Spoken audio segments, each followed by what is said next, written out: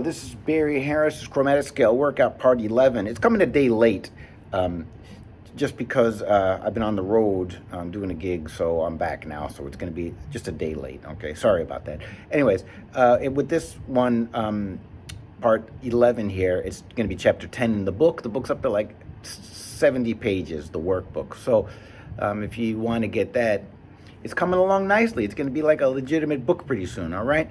So you can download that PDF at Patreon. Anyways, if you remember last time, we were playing over a C7 chord, and we were playing an F major scale.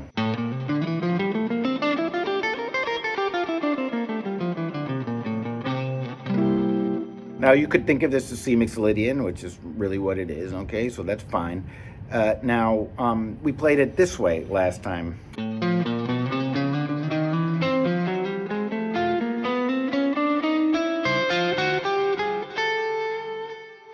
Okay, this time we're going to do the same thing, but we're going to do a descending series, okay? So now remember, just to review, because I always feel obliged to review, the old rules or the guidelines with using Barry's chromatic scale is that when there's that, remember the scale is going to go like this, right?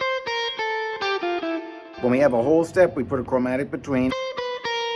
When we have a half step, we have to use what I call a fixer note so that we don't, so we are able to keep the chromatic passing tones on the upbeats, okay? So in the traditional guidelines, we go like this. We go back up to the previous note, or you could think of it as a second above if you'd like to think that way. Same thing here, half step, so we go a second above.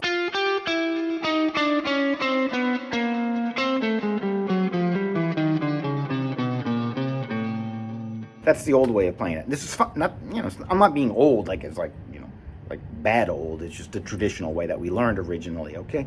But we've been changing the fixer notes from a second above to a sixth below. And so what happens when we do this?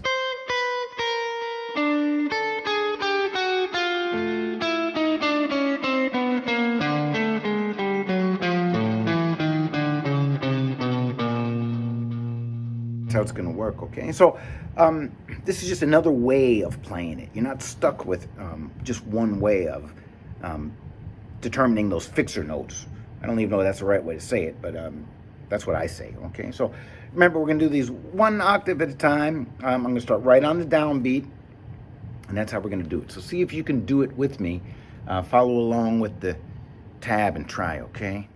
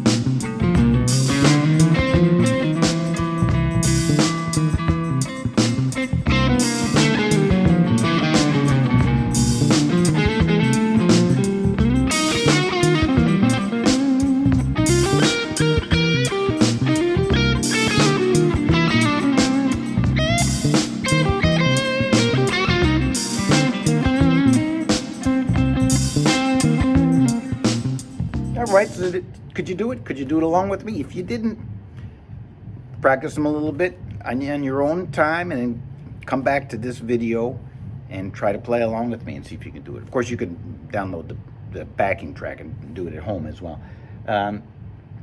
So after that, just have a little bit of fun, right? Try to put the ones that we just worked on into like a little solo, using as many as you can. All right, let's try that.